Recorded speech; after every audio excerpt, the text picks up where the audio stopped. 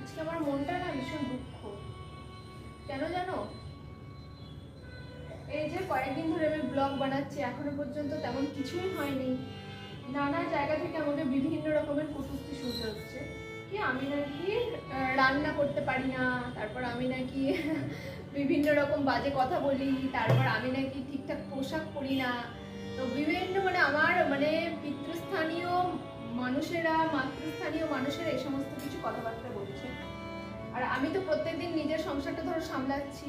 ধরো 2 বছর বিয়ে হয়েছে, তো 2 বছর থেকে কি বলবো, এই ঘরে যখন আমাদের 13 তারিখে বিয়ে হয়েছে, ধরো 26 তারিখে যখন এসেছি, 1 সপ্তাহ সবাই ছিল, তখন সত্যি বলছি আমি ঠিকভাবে রান্না বান্না করতে পারতাম না। পারতাম ঠিকই, কিন্তু ভয়ে অতটা সাহস হতো না। তারপর থেকে 1 সপ্তাহ পর সবাই চলে গেছে, তারপর থেকে আমি সেই দিন থেকে আজও পর্যন্ত নিজে রান্না করছি। বাড়িতে যখন অনেক গেস্ট আসে তখন আমি অত রান্না করতে পারি না, এটা সত্যি। দাঁড়া, এটা খাবো না, আমি লাড্ডু খাবো। লাড্ডু আমার পছন্দ, সেই লাড্ডুটা হাফ খাওয়া হয়েছে, আর হয়নি।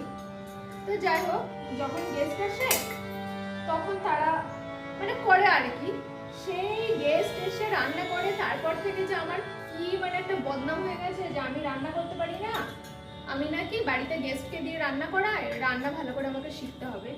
তারপর আমি ব্লগ বানাচ্ছি, এটা নাকি ভীষণ খারাপ। আচ্ছা তোমরা বলতো, তোমরা যারা আমার ডেইলি লাইফ ব্লগ দেখো তারা তো জানো, আচ্ছা আমি কি এক্সট্রাঅর্ডিনারি কিছু দেখাই? এক্সট্রাঅর্ডিনারি আমার হওয়ার দরকার আছে, বাট এখনো এই পরিবার, এই সমাজ, এদের জন্য কিন্তু আমি হতে পারিনি। কিন্তু কি বলতো, আমি তো নিজের কাজকর্ম দেখাই, যে কাজটা তুমিও করো সে কাজটা আমিও করি। তো আমি ক্যামেরাটা সেট করে করি, তুমি ক্যামেরার পিছনে করো। তো আমার খারাপ কাজটা কি আছে? আমি রান্না করছি, আমি কাপড় কাচ্ছি, আমি খাচ্ছি, আমি ঘুরতে যাচ্ছি, এটাই আমার ব্লগে দেখানোর কাজ।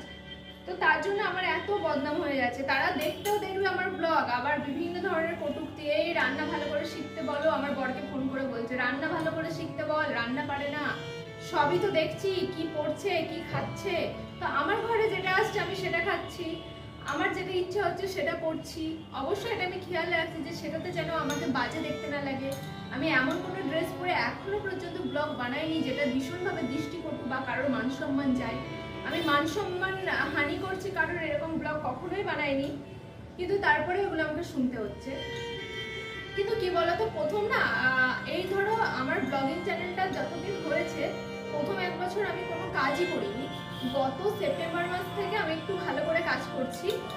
তো তখন থেকে সত্যি বলছি, অনেকে অনেক কথা বলেছে, কিন্তু আমি না পিছন ফিরে তাকাইনি, কারণ আমার মনের বরাবরই একটা জোর আছে যে না আমি পারবো, আমি করব। তো এইভাবেই করে যাচ্ছি। অবশ্যই আমার অনেক প্রতিকূলতা আছে, তোমরা হয়তো সেটা ক্যামেরার সামনে দেখতে পাও না। আর প্রতিকূলতাটা আমি কাউকে দেখাতেও চাই না, কারণ আমি সবসময় ভালো দিকটা তুলে ধরি। তাই বলে কি জীবনে খারাপ দিক নেই, আপস অ্যান্ড ডাউন নেই, এটা কিন্তু একদমই না। বাট মানুষ এটাই বোঝে না যে একটা ব্লগ বানানো কত কষ্ট, সব কিছুকে উপেক্ষা করে হাসি মুখে কথা বলা কত কষ্ট।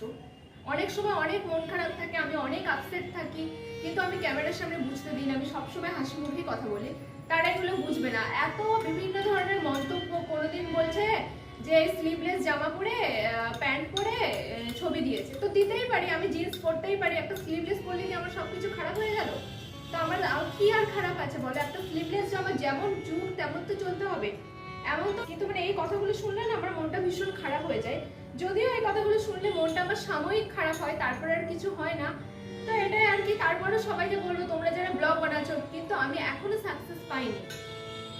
সবাইকে বলবো যারা আমার মতো জায়গায় আছো, প্রথম দিকে তোমাদের অনেক কিছু শুনতে হতে পারে, কিন্তু আমার মতো মনের জোর রেখে তোমরা কাজ করে যাও, দেখবে ঠিক হবে।